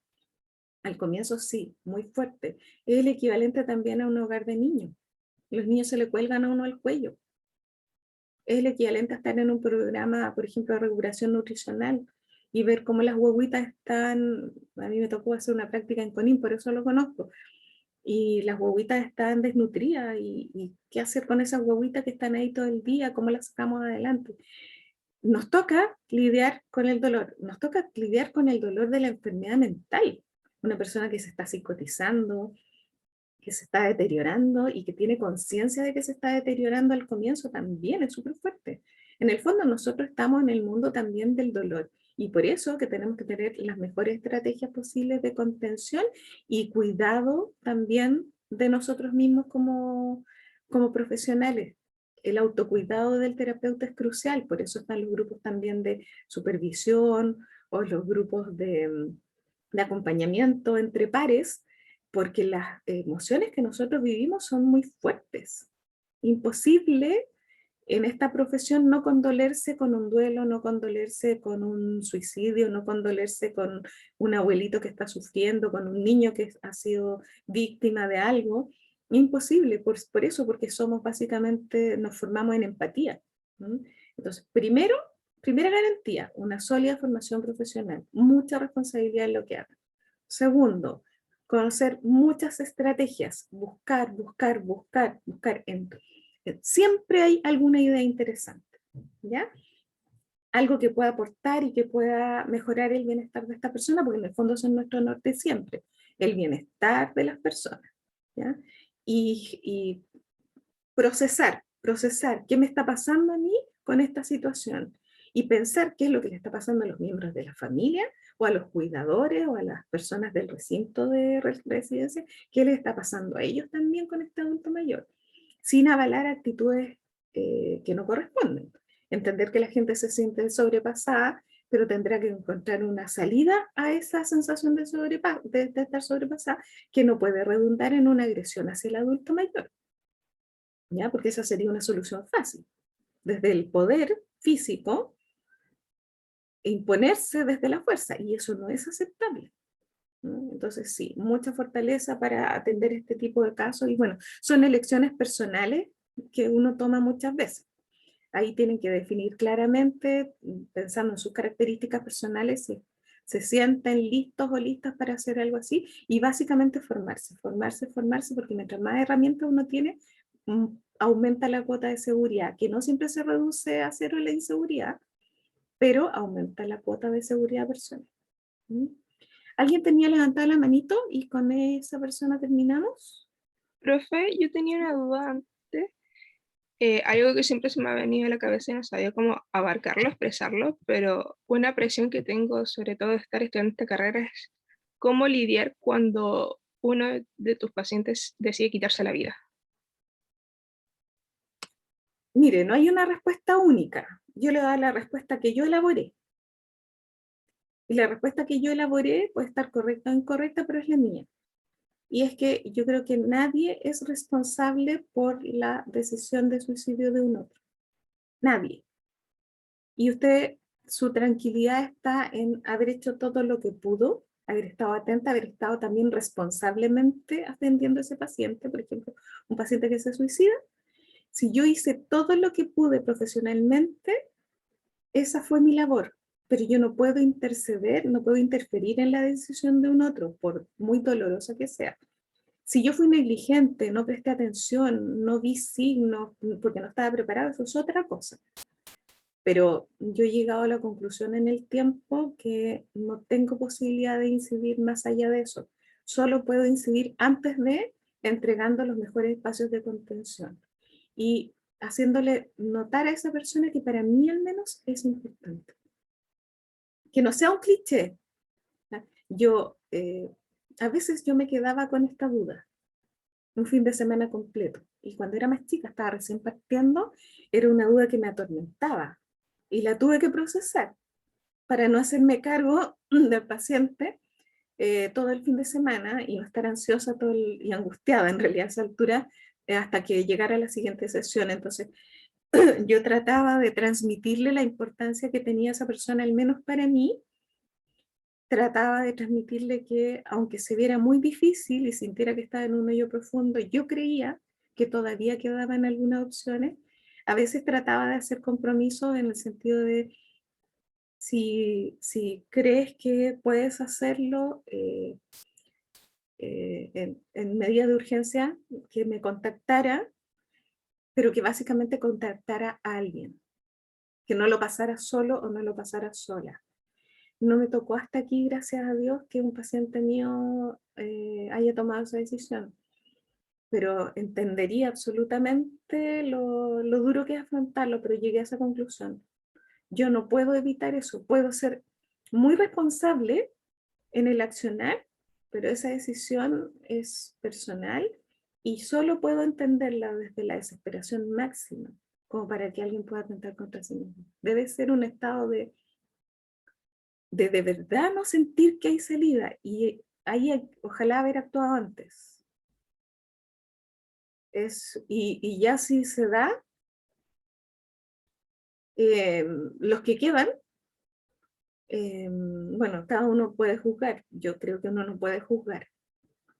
Y por otro lado, no, me acuerdo del caso de una persona que cometió suicidio, y yo me quedo muy marcado de mis profes del magíster, que fue la mamá a consultar, y me acuerdo mucho que mis profes de magíster dijeron, aquí no hay nada que tratar, esto es solo para llorar, o sea, no hay contención psicológica en este minuto, no es anormal, no es patológico, a eso se refería. O sea, lo que estás viviendo es proporcional a lo que sucedió, no hay nada anormal en esto, doloroso, dolorosísimo, pero no es anormal lo que están viviendo. Y entonces le quitaron la carga de patología. Esta era una mirada constructivista, sí, pues le sacaron la carga de patología al duelo, dejaron que el duelo lo procesaran y después, cuando se sintiera en necesidad, pudiera consultar. Pero a mí me chocó al comienzo porque mi idea inicial era así como de contención inmediata. Como que sí, esta cuestión es como súper patológico, y no, tenía toda la razón. La magnitud de cómo ocurrieron además los hechos fue suficientemente fuerte como para que le quitáramos la cuota de patología y de culpa a estos padres, y a partir de eso se pudieran reconstruir y pasar su duelo. Chiquillas, es mi opinión, chiquillos, es mi opinión, no tengo la verdad, es lo que a mí me ha permitido mantenerme firme.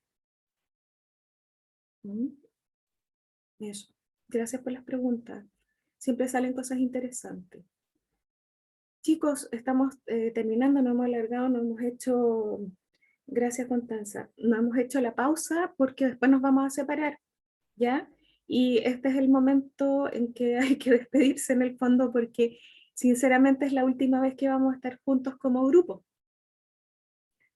Si lo pensamos bien, de aquí en adelante quedan las pruebas, queda el certamen 2, después la prueba recuperativa, después el examen regular, el examen de recalificación, y todo eso es a través del aula virtual. Por lo tanto, vernos así físicamente, todos en conjunto, al unísono, juntarnos, esta es la última instancia, ¿ya? Así que yo quería aprovechar de despedirme en ese sentido, aprovechar de darle las gracias también a la Camila. Tratamos de molestarla lo menos posible, pero tuvo buena disposición cuando hubo que ayudar, y las chicas también que ayudaron después, lo mismo, son un gran aporte en ese sentido. Esperar que este haya sido un ramo que les haya dejado buenos aprendizajes. Es denso, es trabajoso, pero es nuclear en nuestra formación, por lo tanto espero haber contribuido a lo menos con algunos conceptos importantes dentro de su formación. Eso, cualquier duda que surja de aquí en el futuro, nos vamos a tener que comunicar, como se dice, por interno, de uno a uno, o si hay una emoción del curso que se tenga que tratar, me la canalizan a través de la Camila o directamente a mi correo, ¿ya? Y bueno, tomar en cuenta que en términos de objetivos, más allá de que quedan algunas notas que poner, en términos de objetivos, los cumplimos todos. Cerramos hoy día con la última parte de la guía, pero en términos de contenido los abarcamos todos, no nos quedó nada pendiente, que es como lo que a mí siempre me importa harto. Y solo los llamo a profundizar, leer, interesarse y pensar siempre que persona que les llega, un primer tamizaje, un primer filtrado es qué etapa de la vida está viviendo esta persona, qué le puede estar pasando, y eso es para partir situándose, ¿ya?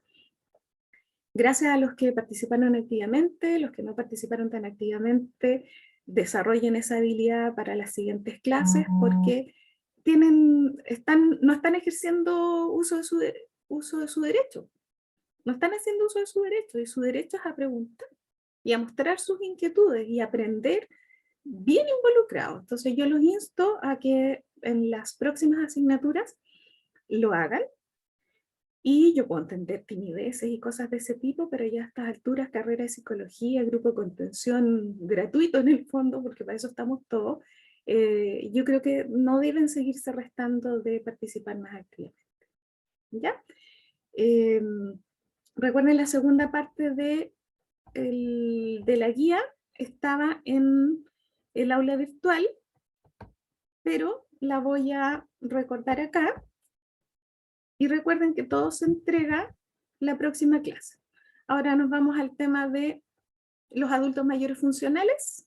Tenemos este texto de Sangüesa, que se los voy a subir al aula virtual, y en base al texto de Sangüesa tienen que contestar cuál es la realidad demográfica de la adultez mayor y cuál es el espíritu de las nuevas políticas de salud sobre este grupo etario, qué es lo que se busca, y explicar el concepto de funcionalidad del adulto mayor que plantea el texto. Y una tercera parte, que es en revisión grupal, buscar en la web algún programa destinado a la persona mayor que se desarrolle en nuestro país o en el extranjero y que apunte a la funcionalidad o al envejecimiento positivo, que son estos últimos conceptos que vimos. En relación a él, señalar el objetivo del programa, el concepto que manejan respecto a este grupo etario, es decir, la persona mayor, características centrales del programa o iniciativa, es decir, mostrar el fundamento del programa, las áreas que se trabajan, su marco conceptual, lo que sea relevante, ¿ya? Y acompañar el resumen con alguna gráfica o cartilla de dicho programa y el link respectivo para que los podamos intercambiar, porque yo después lo voy a subir al aula virtual, y entonces si alguien encontró, por ejemplo, un programa extranjero interesante, lo comparte con los otros. Si alguien encontró algún programa chileno, que es lo primero que tenemos que conocer, la oferta nacional que le podemos ofrecer a nuestros adultos mayores, también, ¿ya? Saber, poder entrar a ese link y poder buscar ahí para llenar estas preguntas como las que hacía Mariela, por ejemplo, y que le tocó al comienzo, ¿cómo me relaciono con este grupo que es tan chocante en primera instancia estar ahí? ¿Ya? Entonces, eso es lo que hay que hacer ahora. Por eso vamos a tener trabajo asincrónico, y simplemente esto se junta con la otra mitad de la guía que fue trabajada en trabajo asincrónico a partir de la clase anterior, y todo se entrega entonces la próxima semana. Como no hay texto de lectura específico aparte para la evaluación del certamen 2, entonces ustedes centran su energía, su tiempo en estos textos. ¿Se entienden las instrucciones? Profe, una pregunta. Sí, profe. ¿A qué se refiere con realidad demográfica? Ahí va a estar. La demografía es la conformación de la sociedad en términos estadísticos. Por ejemplo, han aumentado el número de adultos mayores, los adultos mayores se centran entre tal y tal rango. Esa es la situación demográfica. Es un estimado en términos estadísticos, lo que está pasando con el adulto mayor. La gente se muere después, se muere antes, se mueren más los hombres, las mujeres. Lo que aparezca respecto a realidad demográfica sería eso. Ok, gracias, profe. Ya. Saco esto entonces. Ya chicos, si no hay más preguntas, me voy a quedar un ratito a conversar con un grupo, pero me interesa mucho que si alguien quiere decir algo al cierre, este es el momento porque recuerden que ya no nos vemos. Y la Profe, darle las gracias, muy seca. Muchas gracias por todo lo que nos ha enseñado. Bueno, muchas gracias por sus palabras. Que les Sí, sirva. también, profe, yo le quería dar las gracias. Bueno, he estado con usted harto en el otro ramo igual, pero siempre es un gusto estar con usted. Gracias, ya nos conocemos con algunos, desde que Sí. eran chiquititos. Bueno, y las caritas nuevas que conocí ahora, también. Un gusto, que les vaya súper bien en la carrera, en lo que viene. Es probable que nos contemos por ahí por quinto, en las prácticas, así es que me va a encantar ver el progreso, sobre todo a los que vi desde muy chiquititos, recién entrados, bien pollitos, y ver cómo se han ido desarrollando ya en 2 años. Y cuando me los encuentre algunos en quinto año va a ser bien emocionante porque vamos a ver toda la seguidilla de logros que han ido teniendo para después enfrentar el mundo profesional. ¿Ya? Sebastián, también Profe, muchas yo igual, gracias. También lo voy a extrañar, los voy a extrañar a todos. La Michelle, pues, ¿qué le vamos a decir a la Michelle? Súper participativa, le sacó el jugo a esta asignatura y siempre dispuesta a sus opiniones, siempre conectada, y yo solo valoro un montón. Diga. eso le iba a decir, profe, mire, yo tuve este ramo antes, que por problemas de horario lo había votado, pero también era porque la profe que tuve no había caso que conectara. Siento que su manera de enseñar quizás no era la adecuada para mí. Varios compañeros en realidad tenían ese problema porque solía pasar libros y guías, libro y guía, libro y guía. Entonces no era algo como dinámica la clase, ni se daba el tiempo quizás de como de explicar bien, de hacerlo interesante, porque lo que tiene usted es que pasa la materia, pero también lo va tratando de incluir a uno, entonces a uno le dan ganas de aprender lo que está enseñando. Así que eso la quería felicitar porque es muy buena profesora y muchas gracias por sus palabras también. Bueno, muchas gracias a usted. ¿Ya? Igual nos encontraremos en algún minuto y siempre pasa que a uno le piden algún apunte, profe, soy fulanita tal, tiene algún tema. Yo siempre les he dicho, yo no me voy a dar nada al cajón. Así es que yo feliz de compartir todo lo que tenga. ¿Ya? Éxito, éxito en su carrera, una carrera preciosa y bien centrados en aprender más que en las caídas eventuales que puedan tener con alguna nota. ¿Ya? Para las pruebas yo les voy a ir dando recordatorios a través del aula virtual. El día anterior a la prueba recuerden ingresar por día tanto. Les voy a también mandar la respuesta de la coordinadora respecto a la fecha, que no debería haber ningún problema. Y no se olviden de enviarme la guía para la próxima semana. ¿Ya? Ya pues chicos. Y las personas que entraban más tarde, tengo anotada a la Chalón Ibaceta y a Nicolás Torres. ¿Quién más entró más tarde? Yo, profe. Yo, profe, Sebastián Pavel. Sebastián, que siempre me ayudó con la lista y con sus opiniones. Muchas gracias. ¿Quién más? Aline Pérez, profe. La Aline. Ya. ¿Quién más? Yo también, profe. ¿Javiera? Sí. Ya, recuerden, si hay alguna discrepancia respecto a la asistencia, me avisan y yo entro de una al sistema y hago todas las actualizaciones. ¿Ya? Listo, estamos. Ya chicos, un gusto. Se quedan las personas que van a hablar conmigo y vamos a parar en este minuto la grabación. Cuídense. Muchas gracias. Profe, gracias. Profe, cuídense. Chao, que les vaya bien. Chao, profe, gracias. Chao, cuídense. Chao, Mariela.